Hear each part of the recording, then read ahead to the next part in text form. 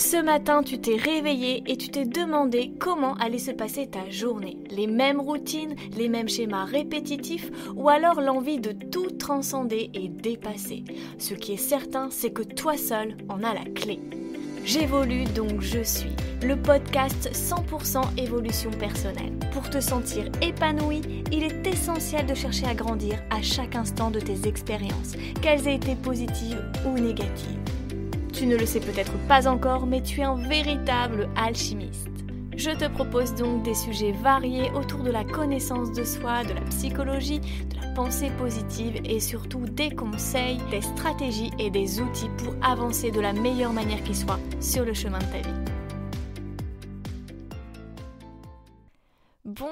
Bonjour, alors c'est un réel plaisir de revenir sur ce podcast. J'évolue donc je suis, donc ça fait maintenant 3 ans, un petit peu moins de 3 ans que j'ai enregistré les premiers épisodes et j'ai un petit peu été coupée dans ma lancée et je vais vous faire un bref résumé de ce qui s'est passé et tout simplement aborder le sujet que j'ai envie de partager avec vous, c'est la positivité toxique quand aller mal devient tabou. Donc, qu'est-ce qui s'est passé? Donc j'étais vraiment, en pleine expansion et en plein désir de partager une multitude de sujets sur ce podcast avec plein d'idées, d'épisodes en tête. Et malheureusement, j'ai au cours d'une intervention chirurgicale d'urgence, on m'a découvert de l'endométriose. Donc ça c'était fin 2020 et donc j'ai eu un parcours médical après assez lourd qui a dû tout simplement me pousser à remanier ou en tout cas à changer mes priorités et en quelque sorte c'était peut-être nécessaire, peut-être que je donnais trop sur l'extérieur et peut-être pas assez à moi-même, donc en fait mon corps à un moment donné il fallait que j'en prenne soin et en 2021 c'est ce qu'on m'a invité à faire avec une seconde lourde intervention, j'en avais parlé dans une de mes vidéos d'ailleurs, mais tout simplement par la suite j'ai eu d'autres projets en tête, d'autres envies, en tout cas j'évolue donc je suis restée quand même dans un coin de ma tête.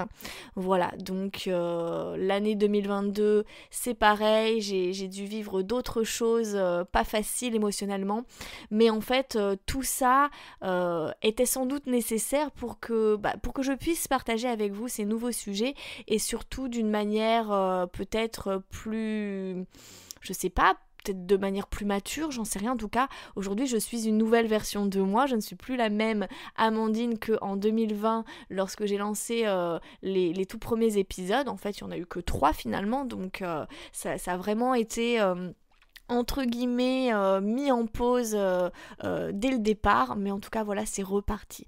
Donc aujourd'hui j'avais envie de parler de cette fameuse positivité toxique. Alors c'est vrai que moi, déjà dans le générique on l'entend, je parle de la pensée positive, c'est quelque chose que j'utilise beaucoup dans mon quotidien, qui est vraiment porteur, le pouvoir de la suggestion. D'ailleurs, je suis hypnothérapeute, on ne l'oublie pas, donc on utilise ce pouvoir de la suggestion puisqu'on estime que l'inconscient finalement ne comprend pas le négatif, ou en tout cas il ne prend pas en compte le négatif, et du coup, en effet, il faut tourner des phrases positives afin que cela ait un impact des plus positifs pour la personne, et puis que finalement son inconscient cherche à mettre en place des nouvelles stratégies plus porteuses en tout cas pour le quotidien.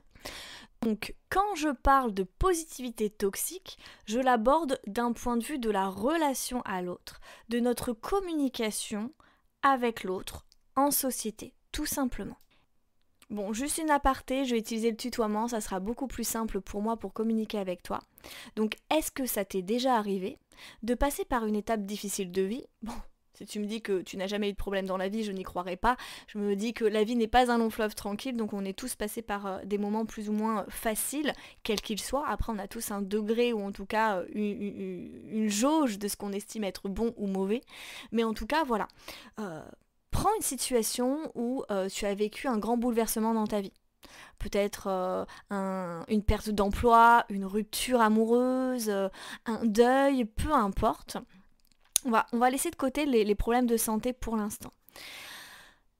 Et dans cette situation, est-ce que tu as été confronté, lorsque tu as eu le besoin d'échanger, de parler de ta situation, est-ce que tu as été confronté à une ou des personnes qui immédiatement, lorsque tu leur as posé les mots je vais mal, là je vis vraiment des difficultés, j'ai l'impression de ne pas m'en sortir, de ne pas savoir comment faire, eh bien ces personnes ont en quelque sorte tout de suite rejeté ton émotion négative. Comme si finalement tu n'avais pas droit de te plaindre. Oh mais t'inquiète pas, il y a plein d'emplois sur le marché, tu vas vite retrouver, ou ça pourrait être plus grave, hein, c'est qu'un emploi, hein, t'as pas des problèmes de santé, t'as pas un cancer.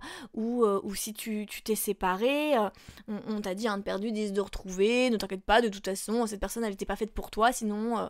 Enfin, tout un tas de blabla qui finalement en fait t'ont poussé à garder pour toi tes sentiments et ta difficulté du moment. Donc là, en fait, on est face à une positivité en quelque sorte toxique, puisque en fait, à ce moment précis, finalement, tu recherchais l'écoute de l'autre, tu recherchais de l'empathie, tu avais sans doute le besoin d'être soutenu dans ton épreuve, pas qu'on te déblatère une tonne de phrases positives ou qu'on te vante les bienfaits d'être au chômage ou célibataire ou que sais-je. En fait, tu avais juste besoin d'une écoute. Et souvent, en fait, il y a beaucoup de personnes qui ont du mal à faire preuve d'empathie. Alors, ça peut s'excuser dans la mesure où, en effet, elles ne savent pas forcément comment faire. Mais là où c'est vraiment toxique, c'est que vraiment on te fait comprendre aussi souvent que finalement ce que tu ressens c'est pas normal. Ou en tout cas toi c'est comme ça que tu peux le percevoir à ce moment-là. Et c'est encore et d'autant plus grave avec l'exemple que je vais te donner. Il y a quelques semaines, j'ai reçu une femme, une très belle personne qui m'a beaucoup touchée et qui est atteinte d'un cancer du sein, donc en pleine chimio, et donc ça fait quelques mois qu'elle a appris le diagnostic, donc forcément ça a été un choc pour elle. Et elle était vraiment en larmes dans mon cabinet à me dire que en fait, elle est fatiguée. Elle est fatiguée parce que elle se sent profondément seule dans sa détresse, dans cette souffrance qui est aussi bien physique au vu de la maladie et du parcours médical qu'elle est en train de subir, mais elle se sent profondément seule parce que autour d'elle, il n'y a dans la majorité des cas que des personnes qui rejettent ces questionnements d'être humain, ces peurs de femmes, ces mal-être, ces émotions finalement. Parce que oui, elle me dit j'ai peur, je me sens mal, je me sens... Voilà, elle est impactée dans sa féminité et toutes les personnes à qui elle a osé en parler lui ont dit « Oh mais allez, tu n'as pas le droit d'être négatif, tu n'as pas le droit de lâcher, il faut te battre, il faut rebondir, il faut être positive, il faut absolument, pour guérir, il faut être positif, il faut voir de l'avant. » Et en fait...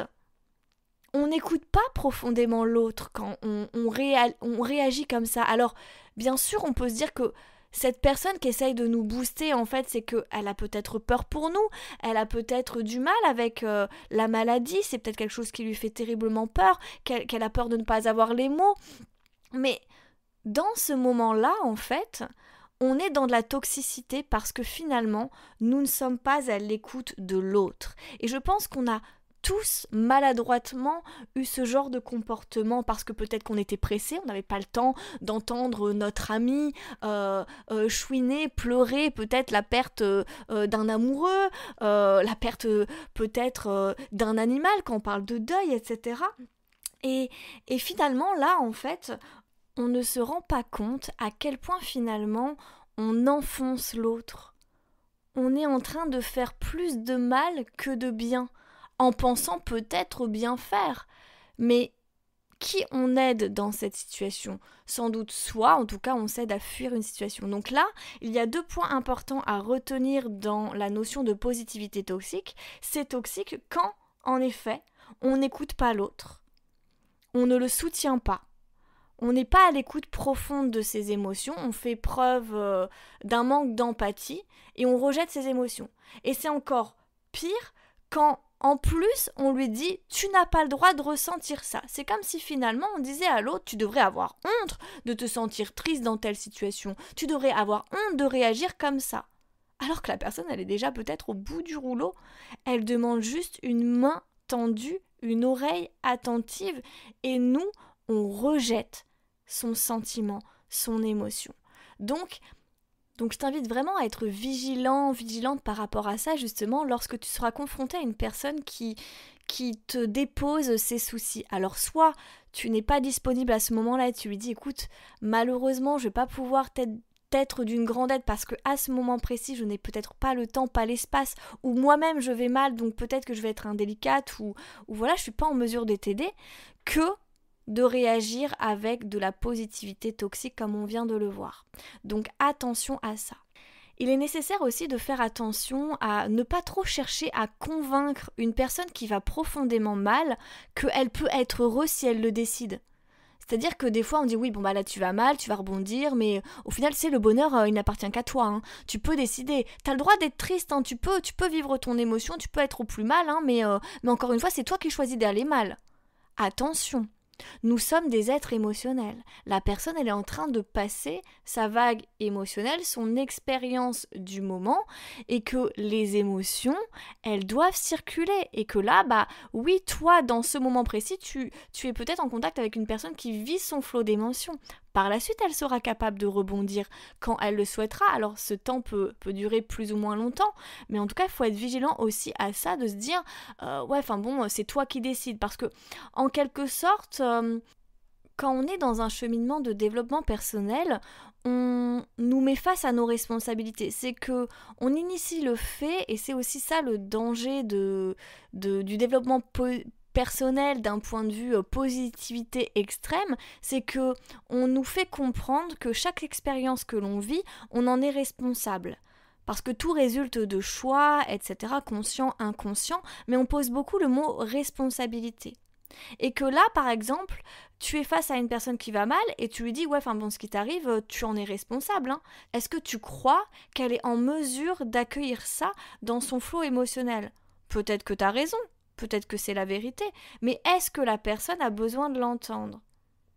Et que des fois, à vouloir rebooster, à vouloir être trop positif, à vouloir être trop dans la projection de l'avenir, à lui faire imaginer que l'avenir sera forcément meilleur, bah on pense l'aider, on pense lui donner un petit peu de baume au cœur, sauf qu'en fait, faut bien comprendre qu'à l'instant T, elle est un petit peu enfermée dans son mal-être et qu'elle a peut-être tout simplement besoin de déverser.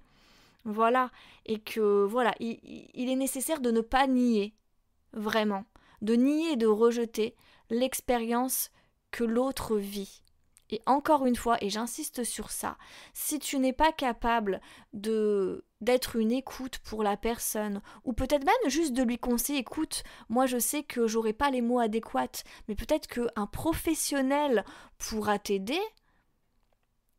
Voilà, j'ai juste dire ça, peut-être que ça sera beaucoup plus positif et une positivité saine que de lui inventer des blablas sur son bonheur à venir possible. Et que bien entendu, on n'est pas responsable en effet du malheur de l'autre, et que si on n'est pas en mesure d'accueillir les choses, eh bien on l'exprime tout simplement, et c'est plus sain justement de faire ça, de dire moi je suis pas en mesure de t'aider, c'est vrai que j'ai pas les bons mots, moi je vais me sentir submergée, je sais peut-être pas gérer mes émotions aussi, donc voilà, il y a des thérapeutes qui sont faits pour ça, et on est fait pour ça en effet. Après voilà. Donc les conseils à retenir, c'est d'être à l'écoute de l'autre, profondément savoir quand une personne te demande un conseil ou elle demande juste une oreille. D'accord ? Après, je te conseille de lire un livre, et du coup qui est génial justement, qui s'appelle La positivité toxique, se libérer de la dictature du bonheur pour aller vraiment mieux. C'est de Whitney Goodman et j'ai trouvé fabuleux, donc il rentre davantage dans le sujet de la positivité toxique, hein. Moi je l'ai survolé, mais bon, c'est déjà un épisode qui est très long finalement, donc pour un départ, je vais en rester là. Donc si cet épisode t'a plu, n'hésite pas à me laisser un petit like, like, un petit cœur. Et puis n'hésite pas également à regarder tout ce que je propose en termes de thérapie. J'ai un super programme qui s'appelle Incarner sa réussite, qui permet d'être la version la plus juste de soi, car n'oublie pas, on évolue à chaque instant et des fois on a besoin d'un petit coup de pouce. Voilà, en tout cas on se retrouve très vite pour un nouvel épisode. Voilà, merci.